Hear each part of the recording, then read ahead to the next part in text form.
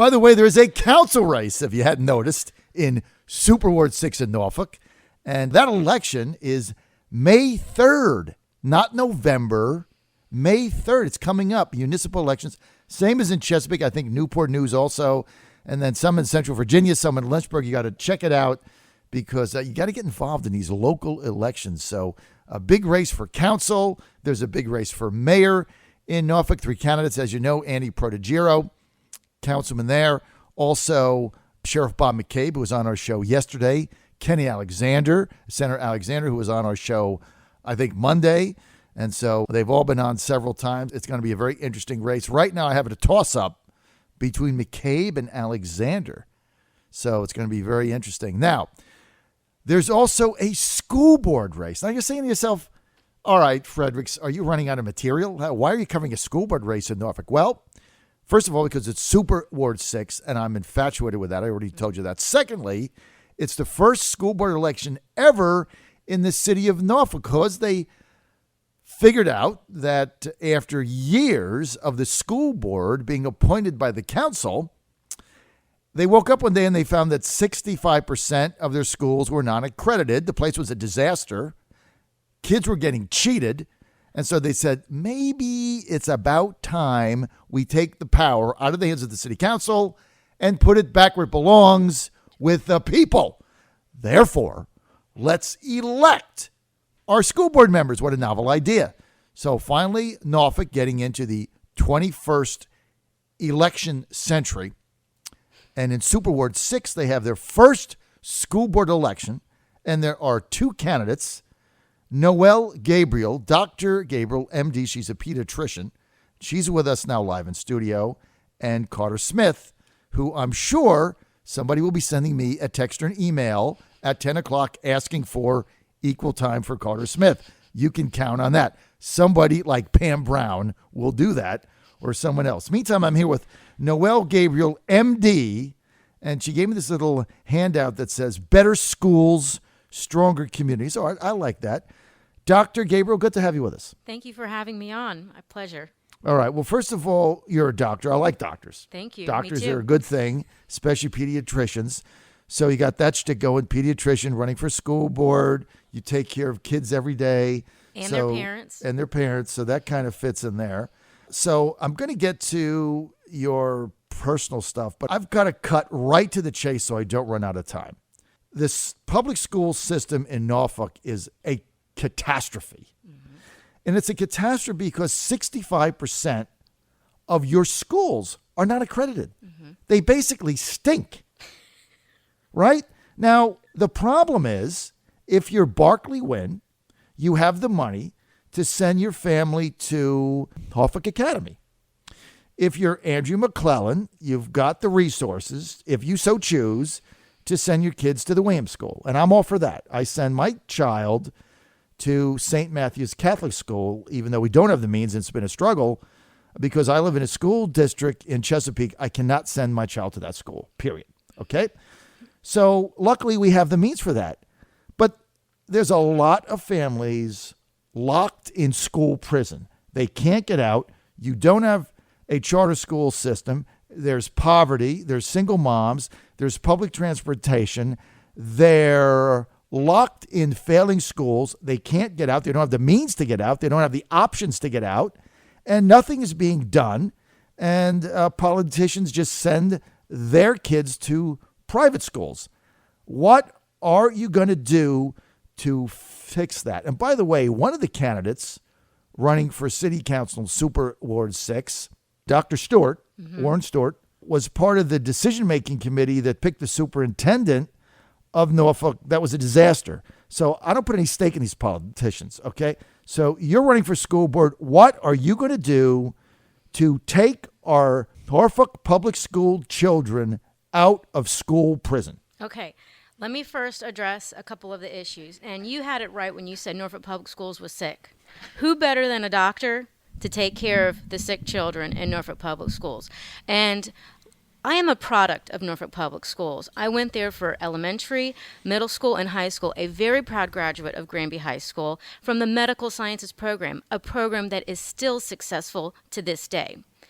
Now, you had mentioned, what am I going to do to fix this school? 3 years ago, I came on the school board, the same time that Dr. King started. So number one, I was not a part of choosing him as our superintendent.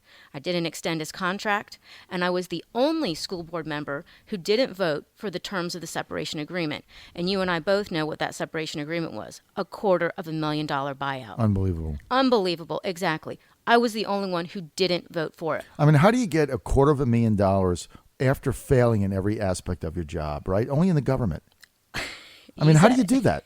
Only in the government, or if you're with Wall Street and you're part of the bankster gangster bailout, then you get a $250,000 bonus and you get to keep your job and you get promoted. Other than Wall Street with the banksters, where do you get $250,000 for having failed miserably? Okay, so the ship is sinking. This Right. is 3 years ago.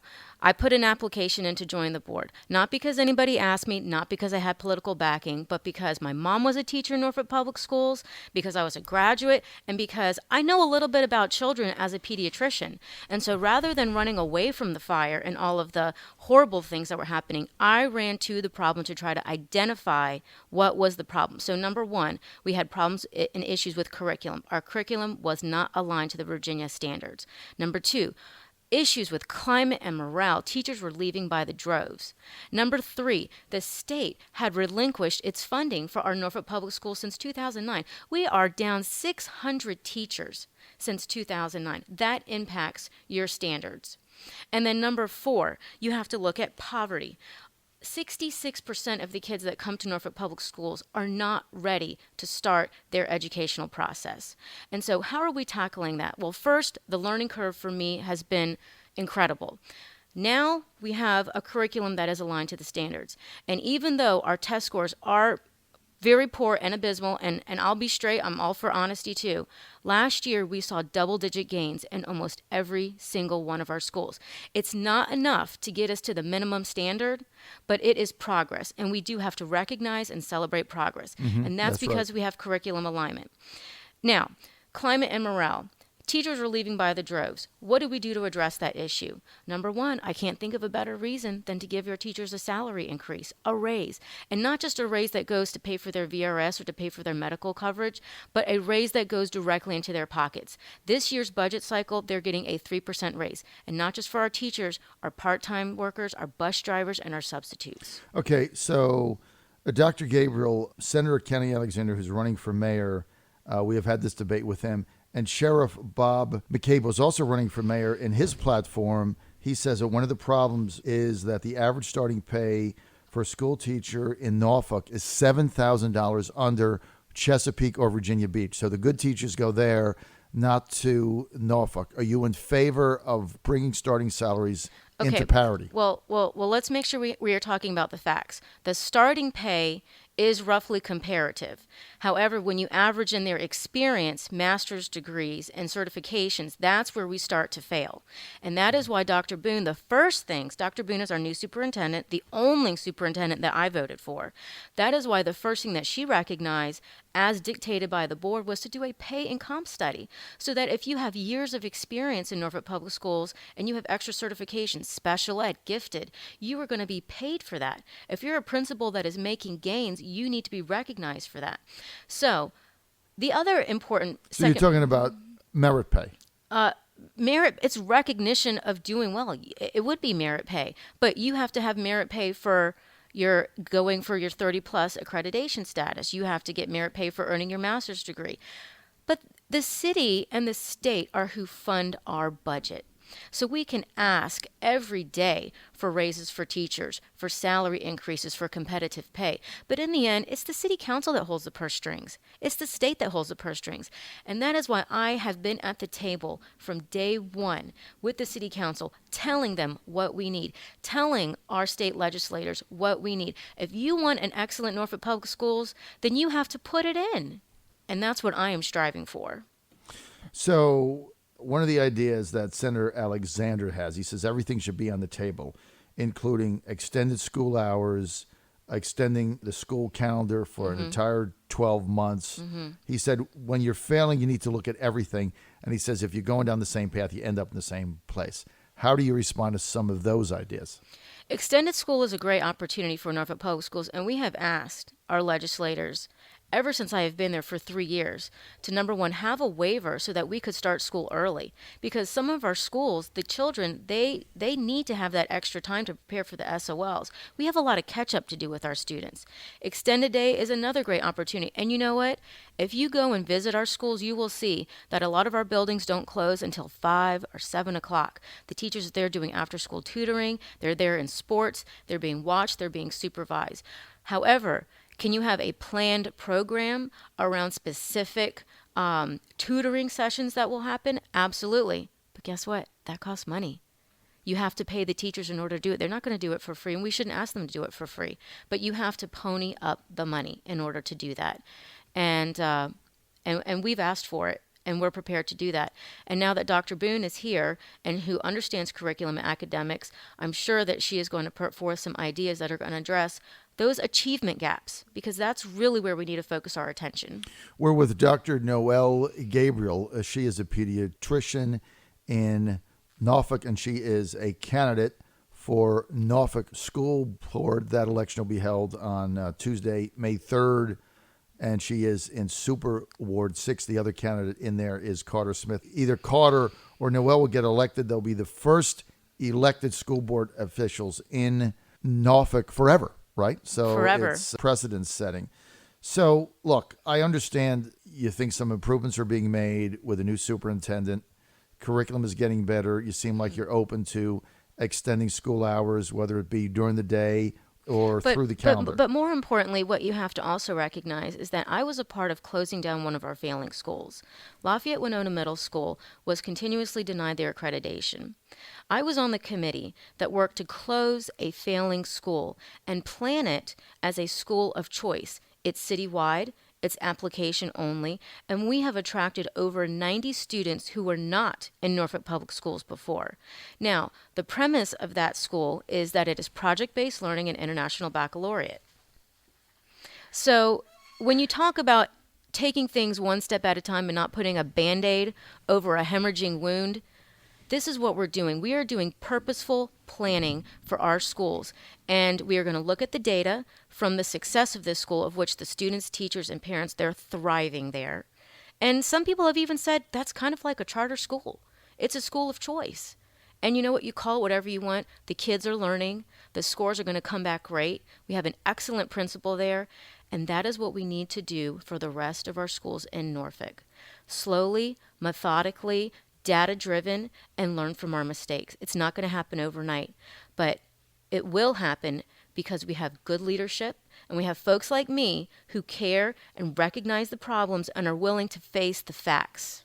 So, Dr. Gabriel, it sounds like you're in favor of continuing the effort to simply close down failing and miserable schools that can't seem to get up to standard, and then opening up other schools that are going to provide some choice to parents. Now, there's a big debate in Virginia about charter schools and how tough they are to start. Would you be in favor of opening that process up in Norfolk?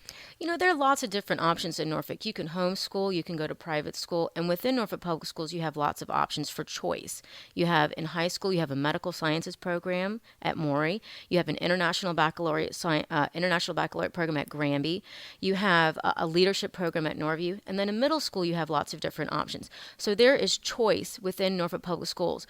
Right now, we have a lot on our plate, and I think that before we even venture into the realm of the official capacity of what a charter school is, we first have to get our school system right and understand the problems. And I think that Academy for Discovery at Lakewood is a prime example of how we are getting it right.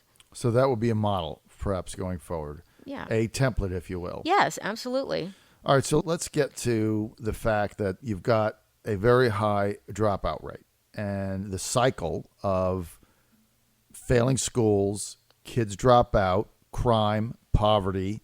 It's a vicious cycle that keeps playing out. 67% of public school Norfolk children are on subsidized meals. That's right. That's not a good sign. So you got to get out somehow. You got to get out of this cycle. What are some of the positions that you would have in order to break that down? Okay, well, number one, education is opportunity. So if we can break that cycle of poverty, which is disastrous on our city. The way that we can do that is providing these students with a good educational foundation. And that is providing them options, keeping them in school, even if they do act up. And what do I mean by that? Not keeping them in the classroom if there are discipline issues, not keeping them in the classroom if they are assaulting other students or teachers. But what we have to do is we have to have a place for them to be so that they are receiving an education and not committing crimes on the street. In-school suspension. And that is something that we have had to cut because of the state budget cuts. We need to bring that back. In fact, we are going to be embarking on an internal alternative education study and audit over the next couple of months. Now, if we can keep the kids in the school and off the streets and still provide education to them, then there's an opportunity that they can learn from their mistakes and be successful products of Norfolk Public School. They can go into the military, they can go to college, they can go to a career technical different avenue, but we have to provide them with these opportunities. Our job as educators are to educate the student no matter what baggage they bring to Norfolk Public Schools. And we have to do that because our option for failure, it's not going to be successful for any of the students. So what that means is we have to face our challenges, and if it means that we have discipline issues, we take care of it, but we don't put them on the streets. So what would be your vision, Dr. Gabriel, of beefing up your efforts to prevent truancy? Well, first we have to engage the students. We have to give them relevance for why they need to be educated. And that starts with telling the students that we believe that they can achieve. If students are constantly told, you're going to a failing school, your teachers are horrible, they don't want to teach you, and nobody cares about you, well, that's what they're going to believe. And as a pediatrician, that is a psychological impact that students in Norfolk Public Schools deal with all of the time, from our newspapers, from public media. So number one, from the top down, leadership down, they have to be told, you will be successful and you can achieve. And then we have to hold their parents accountable and them accountable for their reactions. And we have to praise them when they do well. Okay, I've got about a minute and a half remaining. Outline specific steps, if you're elected school board member, the 3 top things that you're going to push for immediately to improve the failing school system you've got right now, to get that 62% number down. Now, it had been 70%. It's down to 62, so there's progress. There's improvement. Being made. There's progress. There's improvement. It's still a That's disaster, right. okay? Yep. But there's some improvement. I've got a minute. Give me, well, I don't have enough time. Give me the top thing you're going to do, or 2 things that are going to institute change. Okay, first of all, we have to address academics. So we have to keep closing the academic achievement gap, and that is by professional development with our staff members and encouraging our teachers to continue to keep doing their best. They are the boots on the ground. Number 2, climate and morale, and that includes safety. We have to take things off of our teachers' plates so that they can concentrate on the academics. And then if that means changing our lesson plans, if that means improving our computer database system, Synergy, everybody will know what that means in Norfolk. That's what we have to do. We have to make life easier for our teachers, because the interactions that they have with our kids on a day-to-day basis, that's what makes the biggest impact. And that's where we have to point our focus. All right, that is going to be the final word. We've been chatting with Dr. Noelle Gabriel. She is running for Norfolk School Board. That is going to be decided in an election on May 3rd. She's in Super Ward 6. The other candidate in the race is Carter Smith. If you want more information, go to Noelle, that's Noelle, Gabriel.com. Dr. Gabriel, thanks for being with us. Thanks for sharing your ideas. Good luck. Thank you. All right. This is the John Fredericks Radio Network.